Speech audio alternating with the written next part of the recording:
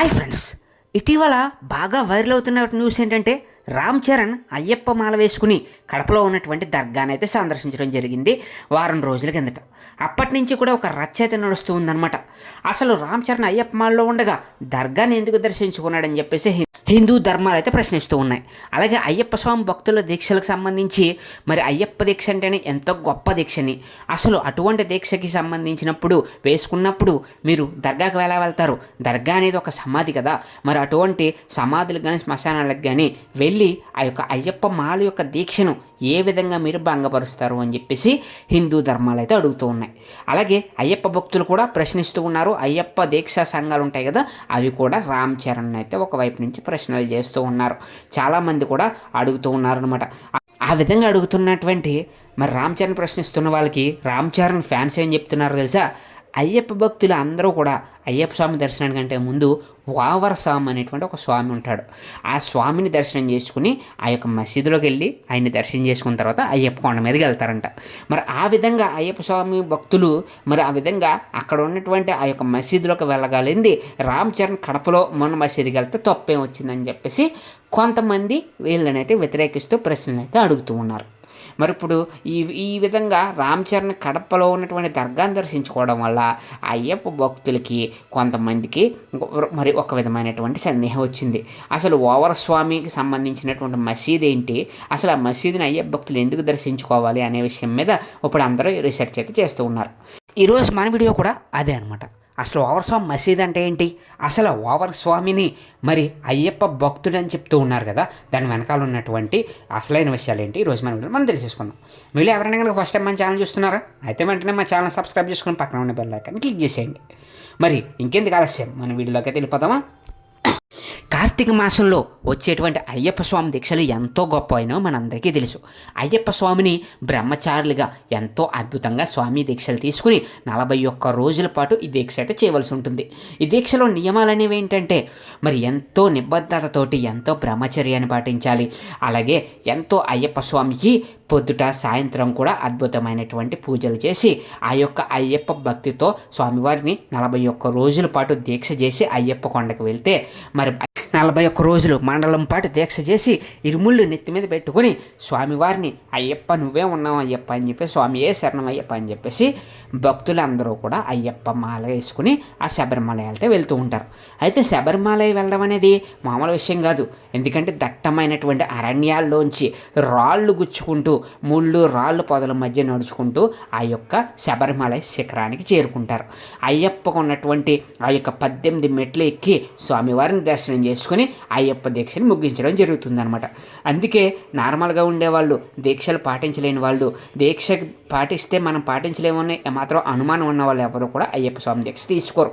ఎందుకంటే చాలా కఠినతరమైంది, ఎంతో అద్భుతంగా నియమాల్ని పాటింపజేసి మన యొక్క జీవితాన్ని మార్చేటువంటి మాలగా దీన్ని అయితే చెప్తారనమాట. దీక్ష తీసుకున్న తర్వాత మనలో ఉన్నటువంటి సద్గుణాలని పెంచుకుంటూ ఉంటాం అనమాట. దుర్గుణాలను వదిలే సద్గుణాలను పెంచుకుంటాం. అలాగే ఒక విధమైనటువంటి క్రమశిక్షణ మనకు వస్తుంది. ఎందుకంటే పొద్దుటే 4 గంటలు లేస్తాం, ఆ తర్వాత స్నానం చేసి స్వామిని దర్శనం చేసుకుని స్వామికి పూజ చేసుకుని మళ్ళీ సాయంత్రం స్వామి పట్టి పూజ చేసుకుని ఇలాగా మనం 41 రోజుల పాటు ఎంతో భక్తిగా ఎవరిని ఏమీ అనకుండా భగవంతుడి దీక్షలోనే మంచి మాటలు మాట్లాడుకుంటూ గడుపుతాం కదా. మరి అయ్యప్ప దీక్షని మెయిన్ ఎందుకు తీసుకుంటారంటే మనలో ఉన్నటువంటి దుర్గుణాలు పోయి సద్గుణాలు వస్తాయని. మరి ఆ విధంగా మరి 41 రోజుల పాటు చేసినటువంటి ఈ దీక్షకి అయ్యప్ప దర్శనంతో మరి ముగించుకుంది కదా. అయ్యప్ప స్వామి యొక్క శబరిమల యాత్ర అనేది మామూలు యాత్ర కాదు. చెట్ల మధ్య దారుణమైనటువంటి మరి ఆ యొక్క అడవి మధ్యలోంచి క్రూర మృగాలు కూడా ఉంటాయి. ఆ క్రూర మృగాలు ఉన్న మధ్యలోంచి రాళ్ళు రప్పల్ని దాటుకుని ఆ యొక్క అయ్యప్ప స్వామి శిఖరానికి చేరుకుంటూ ఉంటారు. అయితే ఇలా చేరుకునే మార్గంలోనే మరి ఒక మసీద్ అయితే ఉంది. అంటే అయ్యప్ప స్వామికి ఆలయం ముందు ఒక మసీద్ అయితే ఉందంట. ముందు ఆలయం దగ్గరలో ఉన్నటువంటి మసీదు, దాన్నే ఓవర్ మసీద్ అని అంటారు. ఆ ఓవర్ మసీద్ని అయ్యప్ప స్వామి భక్తులు కూడా దర్శనం చేసుకుంటూ ఉంటారు. అసలు ఓవర్ మసీద్ అంటే ఏంటంటే ఈ విధంగా కాలినడకన అయ్యప్ప స్వామి భక్తులందరూ కూడా వెళ్తున్నటువంటి వేళ అయ్యప్ప స్వామి ముందు, అంటే అయ్యప్ప స్వామి యొక్క దర్శనానికంటే 40 కిలోమీటర్ల ముందు, అంటే శబరిమల కానీ 40 కిలోమీటర్ల ముందు ఈ యొక్క ఓవర్ మసీద్ ఉంది. మాల వేసిన భక్తులు ఇక్కడ తెల్లగా ఉండే భారీ మసీదులోకి అయితే వెళ్తారంట. దాన్నే ఓవర్ మసీద్ అని అంటారు. అయ్యప్ప స్వామిని వావర స్వామిని ప్రార్థిస్తూ భక్తులు జయ జయ ధ్వానాలు చేస్తూ ఉంటారు. మసీదులో ప్రదక్షిణలు చేసి విభూది మిరియాల ప్రసాదం తీసుకుని శబరిమల యాత్రను కొనసాగిస్తారు. అయ్యప్ప మాల ధరించిన భక్తులు తమ తమ సాంప్రదాయాలు అనుసరించి మసీదులో పూజలు చేస్తూ ఉంటారంట. అయితే ఇక్కడ నమాజ్ కూడా చేస్తారు. మసీదులో ప్రదక్షిణలు చేసే సాంప్రదాయం కూడా ఉంది. ఇది 500 ఏళ్లకు పైనుంచే ఈ విధంగా అయితే చేస్తూ ఉంటారు. అయితే ఏటా శబరిమల ఆలయంతో మసీదుకున్న సంబంధాలు చెప్పేలా మసీదు కమిటీ ఉత్సవం కూడా ఉందంట. మరి ఈ విధంగా ఒక వావరం అనేటువంటి మసీదు అయ్యప్ప స్వామికి దర్శించుకున్న భక్తులందరూ కూడా ఈ యొక్క మసీదుని దర్శించుకుని అక్కడ మిరియాలు సమర్పించి ఆ విధంగా పూజలు చేసి ఈ విధంగా స్వామి భక్తులందరూ వెళ్తూ ఉంటారు. ఇది ఎప్పటి సాంప్రదాయం కాదు, 500 ఏళ్ల నుంచి, గత 500-600 ఏళ్ళ నుంచి ఈ యొక్క సాంప్రదాయం అయితే నడుస్తూ ఉందంట. అసలు ఈ వావర స్వామి ఎవరు అంటే, వావర స్వామి అనే ఆయన ఒక సూఫీ సన్యాసి, అంటే ఒక మహమ్మదీయుడు అనమాట. ఆయన అయ్యప్ప స్వామికి పరమ భక్తుడు అని చెప్తున్నారు. అయ్యప్ప ఆయనకున్న భక్తి గురించి శతాబ్దాల నుంచి చెప్పుకుంటూ ఉన్నారంట. అందుకే భక్తులు శబరిమల యాత్రలో వావర స్వామి ఉన్న మసీదుని దర్శించడం అనేది ఒక సాంప్రదాయంగా మారిపోయింది.